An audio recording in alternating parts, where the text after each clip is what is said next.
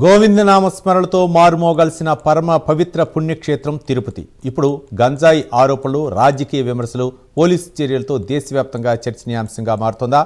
ఆధ్యాత్మికతకు ప్రతీకగా లక్షలాది మంది భక్తుల విశ్వాసానికి నిలయంగా ఉన్న ఈ పవిత్ర నగరంలో యువతను లక్ష్యంగా చేసుకుని మాదక ద్రవ్యాల ముఠాలు పాగా వేస్తున్నాయనే ఆందోళన వ్యక్తమవుతోంది. ఇటీవల చోటు చేసుకున్న ఘటనలు, పోలీసుల దాడులు, రాజకీయ పార్టీల మధ్య ఆరోపణలు, ప్రత్యారోపణలు తిరుపతిలో గంజాయి అంశాన్ని మరింత వేడెక్కించాయి. అసలు పవిత్ర నగరంలోకి గంజాయి ఎలా చేరుతోంది? అక్రమ రవాణా వెనుక ఉన్న నెట్వర్క్ ఏమిటి? దీనిపై అధికార యంత్రాంగం ఎలాంటి చర్యలు తీసుకుంటోంది? ఆరోపణలు, రాజకీయ విమర్శల మధ్య వాస్తవ పరిస్థితి ఏంటి? తిరుపతి పవిత్రతను కాపాడేందుకు ఇంకా ఎలాంటి చర్యలు అవసరం తెలుసుకోవాలంటే ఈ స్టోరీ చూడాల్సిందే.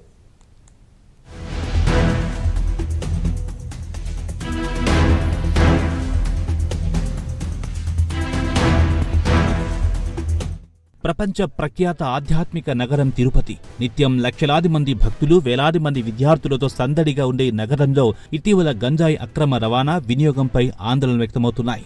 గంజాయి మత్తులో కొందరు యువకులు రోడ్లపై హంగామా చేయడం, గోవిందరాజస్వామి ఆలయం పరిసరాల్లో భక్తులను భయభ్రాంతులకు గురి చేస్తున్నారు.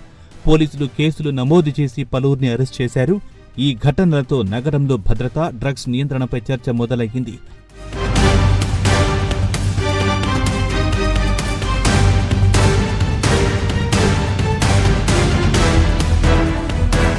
అయితే ఈ ఘటనలు రాజకీయ రంగు పులుముకున్నాయి. అరెస్టైన వారిలో వైసీపీ కార్యకర్తలున్నారంటూ టీడీపీ నాయకులు అంబేద్కర్ విగ్రహం వద్ద నిరసన చేపట్టి గంజాయి మాఫియాపై కఠిన చర్యలు తీసుకోవాలని డిమాండ్ చేశారు. మరోవైపు పోలీసులు కావాలని తమ పార్టీ కార్యకర్తలను లక్ష్యంగా చేసుకుని తప్పుడు కేసులు నమోదు చేశారని ఆరోపిస్తూ వైసీపీ నేతలు గాంధీ విగ్రహం వద్ద ఆందోళనకు దిగారు.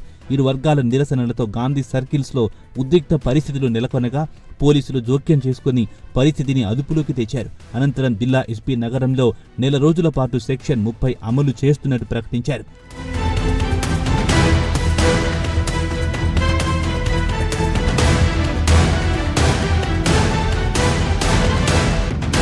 ఈ వివాదం చల్లారక ముందే మరోసారి ఫ్లెక్సీల వ్యవహారం రాజకీయంగా సంచలనం సృష్టించింది. మాజీ టీటీడీ చైర్మన్ భూమాన కరుణాకర్ రెడ్డి, ఆయన కుమారుడు అభినయ్ రెడ్డిని లక్ష్యంగా చేసుకుని గుర్తు తెలియని వ్యక్తులు నగరంలోని ప్రధాన కూడళ్లలో ఫ్లెక్సీలు ఏర్పాటు చేశారు. ఆ ఫ్లెక్సీల్లోని అంశాలు రాజకీయ వర్గాల్లో తీవ్ర సంచలనం రేపుతున్నాయి.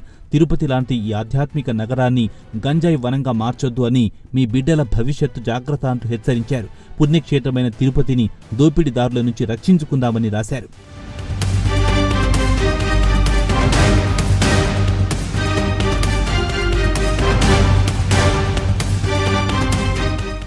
అంతేకాకుండా 4 ఏళ్లుగా తండ్రి, కొడుకులు నగరంలో అక్రమంగా గంజాయి వ్యాపారం చేసి కోట్లాది రూపాయలు సంపాదించారని ఆరోపిస్తూ తిరుపతిలో ఫ్లెక్సీలు ఏర్పాటు చేశారు. అలాగే గంజాయి విక్రయాలకు తెర వెనుక పాత్రధారి వైసీపీ అభినయ్ రెడ్డి అంటూ ఫ్లెక్సీలు ముద్రించారు. తిరుపతి పుణ్యక్షేత్రాన్ని కాపాడుకుందాం, భూమాన కుటుంబాన్ని తరిమి కొడదామని రాశారు. ఉదయం కల్లా నగర పాలక సంస్థ వాటిని తొలగించిన ఫ్లెక్సీల వెనుక ఎవరున్నారు, వాటి ఉద్దేశం ఏమిటి అనే అంశాలపై రాజకీయ వర్గాల్లో చర్చ కొనసాగుతోంది.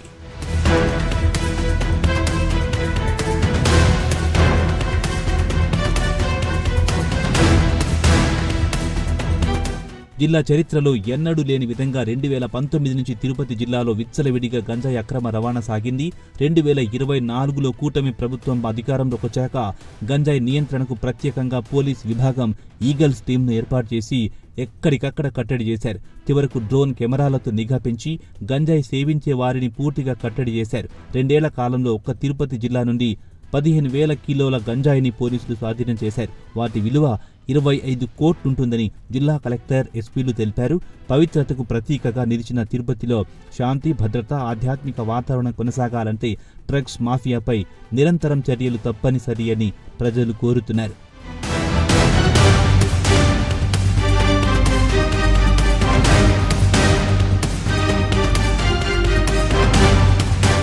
తిరుపతి కేవలం ఒక నగరం కాదు, కోట్లాది మంది భక్తుల విశ్వాసానికి ప్రతీక. అలాంటి పవిత్ర క్షేత్రంలో మాదక ద్రవ్యాలకు ఏమాత్రం చోటు లేకుండా చూడాల్సిన బాధ్యత అధికార యంత్రాంగంతో పాటు సమాజంపైన ఉంది. రాజకీయాలు ఎలా ఉన్నా డ్రగ్స్పై రాజీ లేని పోరాటమే తిరుపతి పవిత్రతను, యువత భవిష్యత్తును కాపాడగలదని ప్రజలు అభిప్రాయపడుతున్నారు.